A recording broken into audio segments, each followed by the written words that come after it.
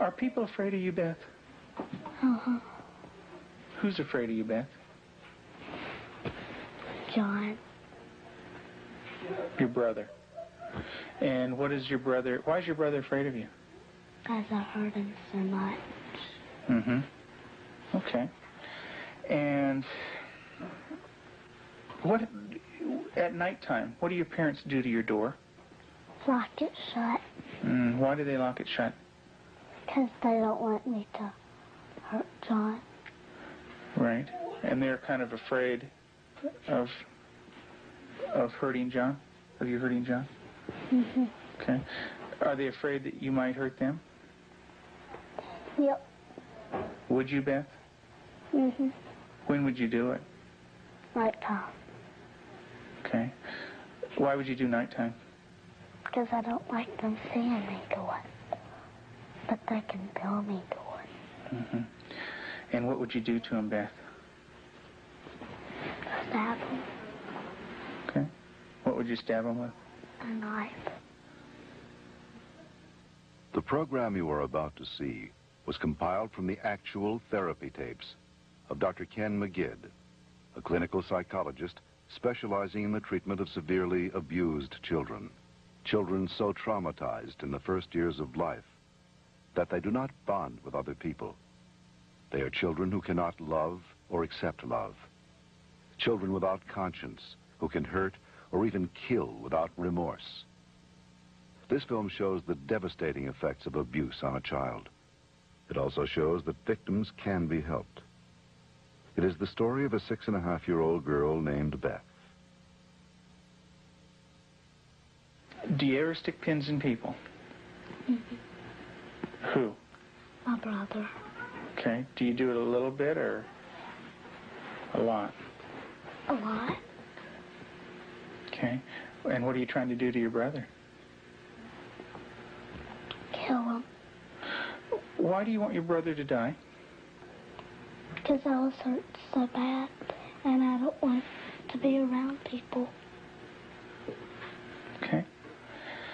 Who else would you like to stick pins into? Mommy and Daddy. What would you like to have happen to them? Die. Jesus could have lived to save Israel, yet he chose to die to save the world. Tim is the minister of a small Methodist church in the South. He and his wife Julie have been married for 12 years. Jesus didn't say Unable to have children of their own, they decided to adopt. In February of 1984, they received a call from the Department of Social Services telling them they had 2 children available for adoption.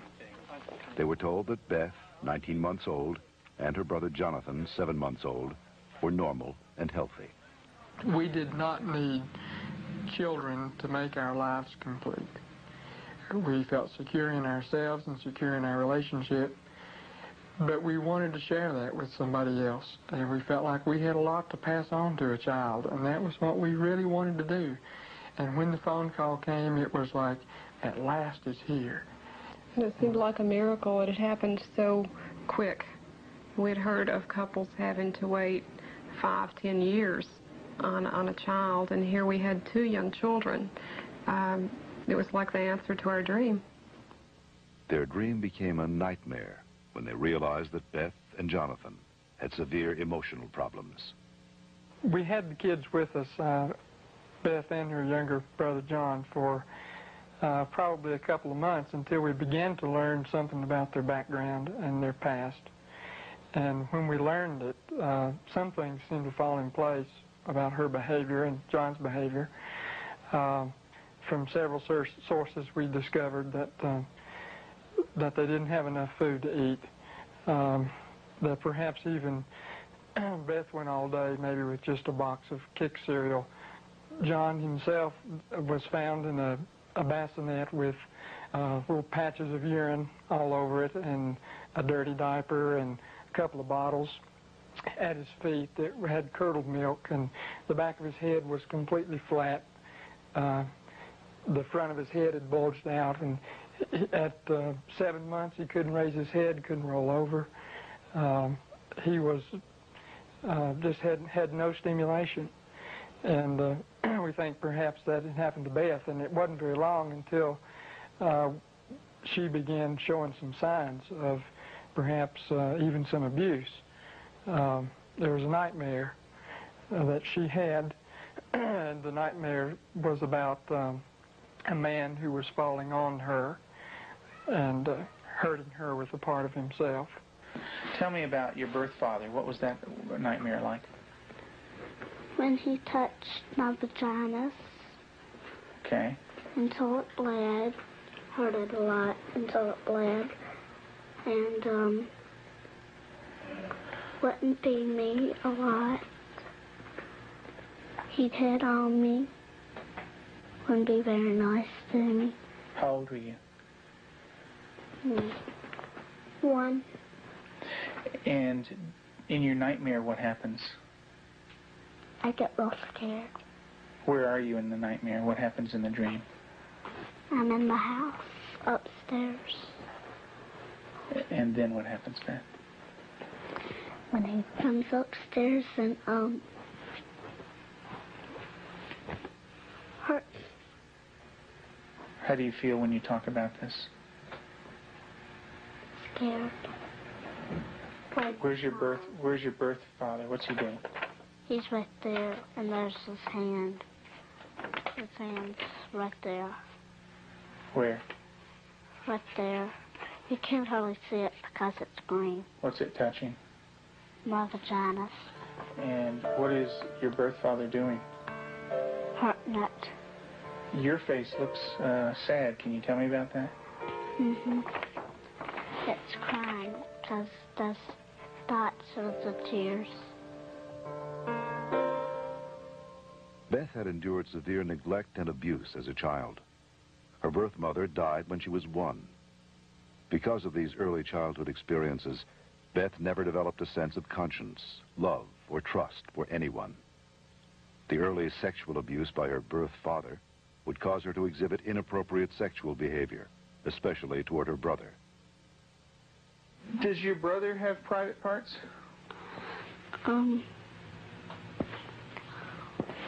Yeah. Yeah. What is his private parts? Penis and butt. And what do you do with your brother, with his private parts, Beth? I heard it. Tell me about it. What do you do? Well, I pinch it, squeeze it, kick it. When you do things to your brother's private parts, what does he say? Stop. Okay, tell me that. Well, he says stop, but I don't stop. Do you hurt him? A lot. Okay. And would you like to do that to other boys? When I caught her with Jonathan one morning, she was molesting him. He was crying and his pants were down, and I said, Beth, what's happening? And she said, I pulled his penis and put my finger up his anus. And I said, didn't he say to stop? And she said, yeah, he did. And I said, did you? And she said, no. Have you ever rubbed your private parts? Do you do it a lot? A lot. How much do you do that? Not every single day in Lexington. I did it every single day until it got real bad and messed up, and I had to go to the doctor, and I did not like it. What do you mean by real bad? Well, it looked real raw, got all kinds of boo-boos on it, germs, a lot of stuff on my hand. And it bled? She started to masturbate at inappropriate times. I remember one time, specifically, when we were at the hospital waiting for Tim to come out. He was there visiting. And Beth and John were in the back seat, and I turned around, and she had her legs spread and was masturbating in a public parking lot. And I had tried to explain to her numerous times before that that's private area. You don't do it in public places. And gone over that with her, and and it never seemed to faze her. And Julie, how often would your daughter masturbate? daily, constantly. Do you have animals, Beth? 4 of them. Can you tell me their names? Clyde, Shuggy, Darcy, and Annie.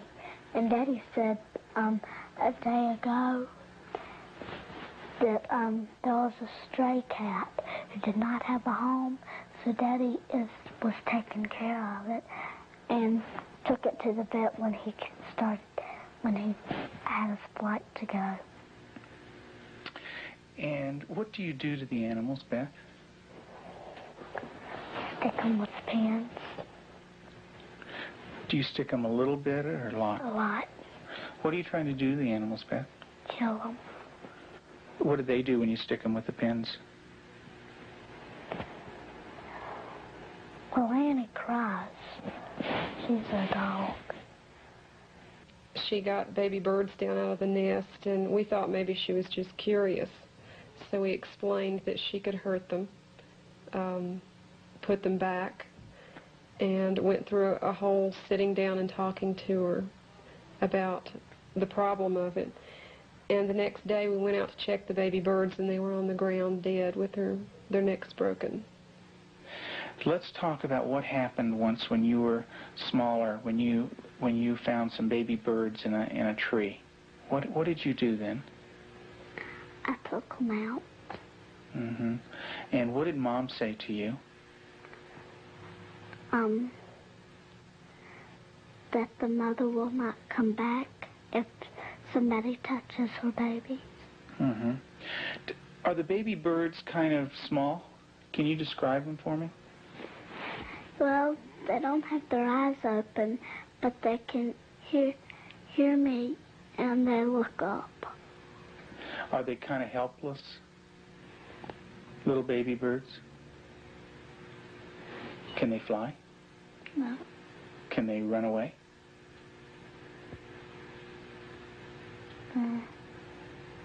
Yes.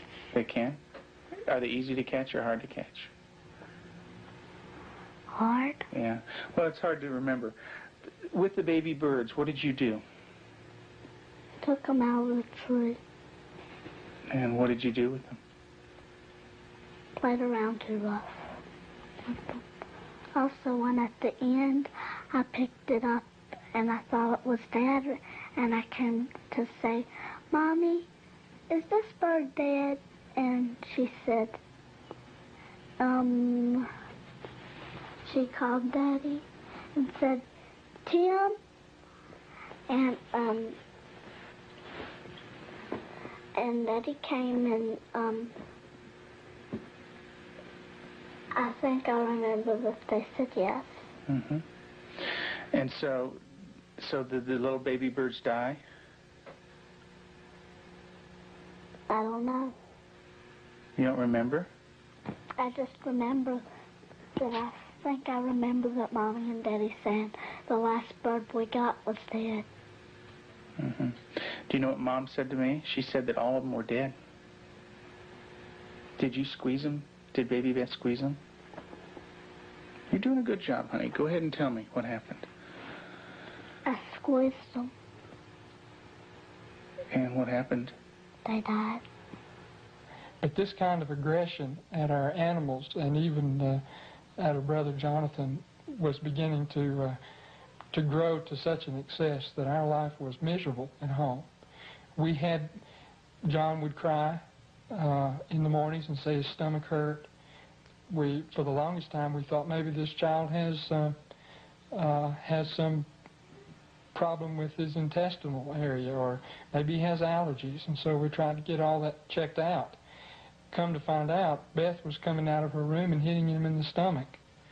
And so as a last resort, just to protect him, we had to tie our door shut. So I guess for the last 3 or 4 months now, we've had to tie her in at night, sort of barricade her. The repercussions of Beth's tragic childhood led to uncontrollable rage. Despite the love and nurturing of her adoptive parents, she took this rage out on herself, on her brother, and on them. her acts of violence became more and more cruel and frightening. Well, I noticed several, like paring knives in the kitchen, missing. And my first thought was Beth. And I felt a little guilty about it at first. I thought, nah. But I really didn't even mention it to her. They had been gone several weeks. She was sitting at the table drawing and mentioned to me, "What do those knives look like that are gone, Mom?" And I said, "What knives, Beth?" And she said, "Weren't they kind of silver and about this big?" And I knew then, and then this little smile that's not a sweet smile, but a malicious type of smile. And I knew then, I thought, she's got them. Tell me about the knives. Where did you get them? From the drawer. And where else? Do you remember? Mm-hmm. Tell me about it. I got them from the dishwasher. What kind of knives?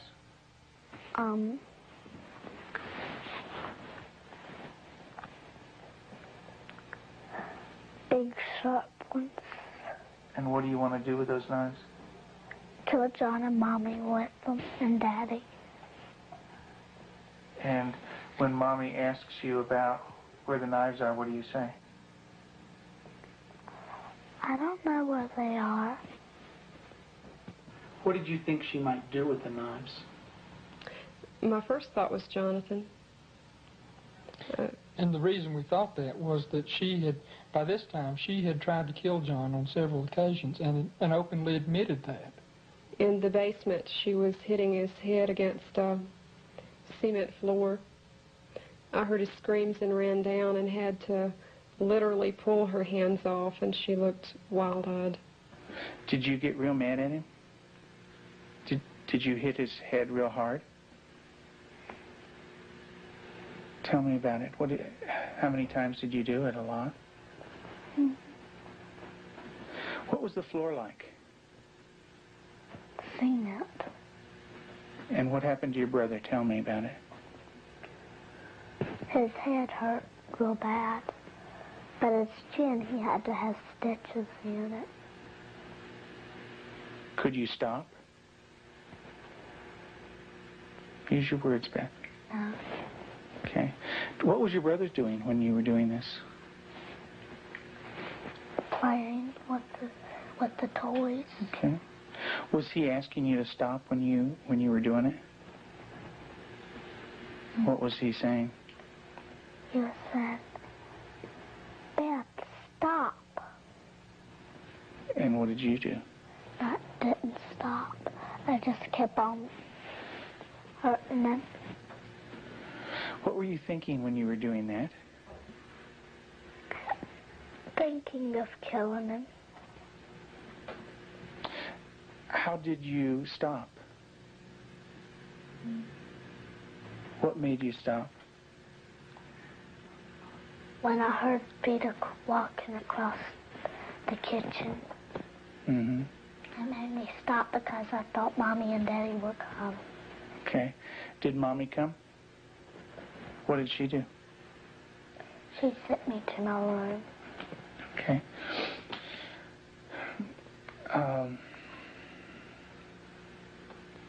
And what if Mom didn't stop you? What would you have done?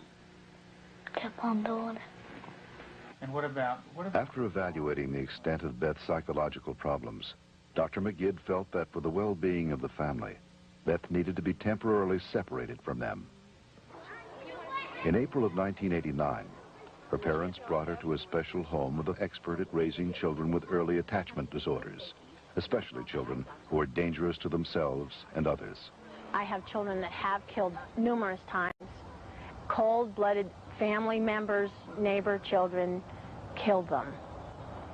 And they can do it. Makes my blood run cold just thinking about 9 years old. People don't think a 9-year-old is capable of cold-blooded murder, but they are. That attachment break does severe damage to the heart, the ability to care and the ability to love. If they don't care and they don't love, They're capable of anything. We're very strict about everything. Everything is completely monitored. We take complete control because a child who's unattached does not trust. And because they don't trust, they don't allow anybody to be boss of them. So we take complete control. They are not boss of anything. They have to ask to get a drink of water. They have to ask to go to the bathroom. They have to ask to leave our sight. Part of that is because we cannot trust them because of the damage that they've done before. Beth, would you like to say grace, please? Dear Heavenly Father, thank you for this good day and everybody doing good. In Jesus' name, amen. Amen. Amen. They believe that they're evil. They believe they're from the devil. They believe that they are not a person of value. And we have to change that, and we have to build that from a child who's nothing, who's a bad kid in their own mind, to a child who's valuable and loving, and they see themselves as that.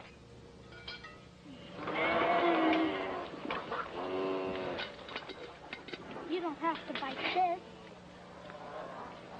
When they do a chore well, we can say, you did a good job, you're a good worker. And then it just builds that self-esteem little by little so that they change the way that they see themselves.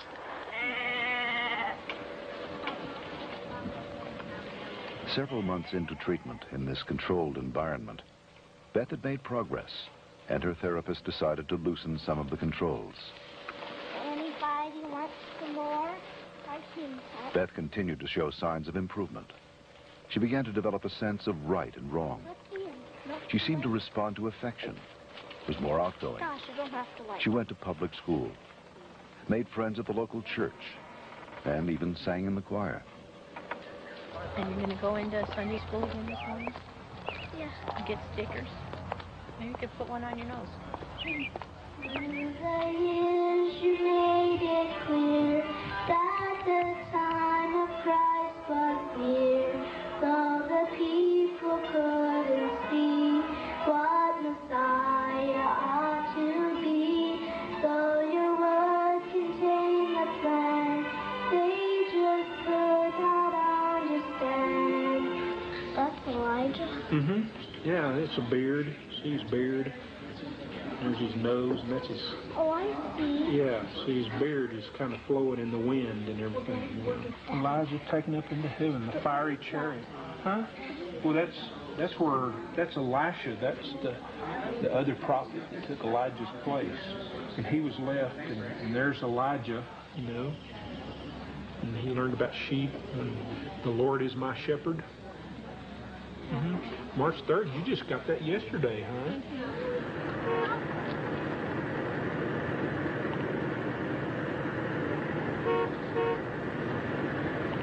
In the beginning, we couldn't trust her with anything. She was locked up at night. We had alarms on the door at night so she wasn't sneaking around doing things with the other children. We don't worry about that anymore. There's no alarm on her door at night now. She sleeps in the same room with my own daughter, and I trust her that much. She brushes the dogs, and I trust her that much. Because she has earned that trust. She's learned it. She has a heart, and she has a love inside, and she feels bad when she does something now. In the past, because she didn't have a conscience, she didn't feel anything when she did something bad. There was just no feeling there. And now she does feel bad, and it shows in her face. I believe that Beth can make it. She's got a really bright mind. She's got a good heart now, which has done a lot of healing. She's got a really super set of parents. They're powerful, they're knowledgeable, they're motivated. She's done a lot of good work with you in therapy, with Cannell and with myself. She wants to heal, and that's the #1 key. And she wants to heal because she has a family that really cares about her, and she wants to be with them. Do you know where that anger came from? That's when my birth dad hurt me. I had it all inside, and I remembered it, and I started doing it. And what did that do when it was inside you? It made me want to hurt people really bad. And who did you hurt? My brother, my mom and dad, and animals. And animals. Who did it hurt the most? My brother. Who did it hurt the most? Me. Why don't you tell me that? It hurt It hurt me the most. How did it hurt you the most? Because when I hurt other people, I'm hurting my good self. How you feel right now, Beth?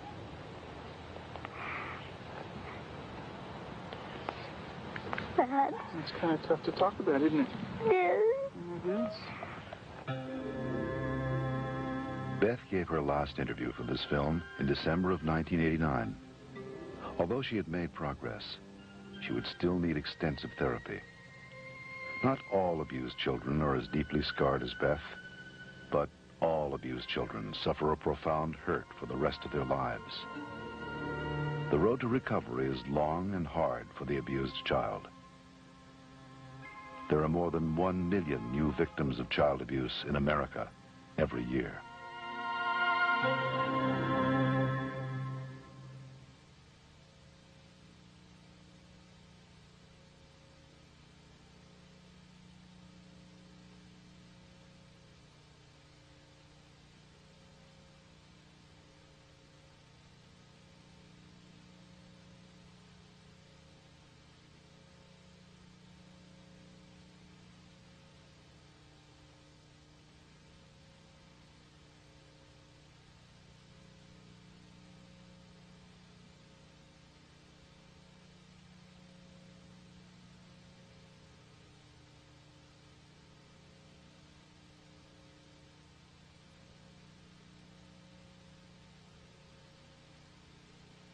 For further information on the prevention of child abuse, write the National Committee for Prevention of Child Abuse, Post Office Box 2866, HBO, Chicago, Illinois, 606.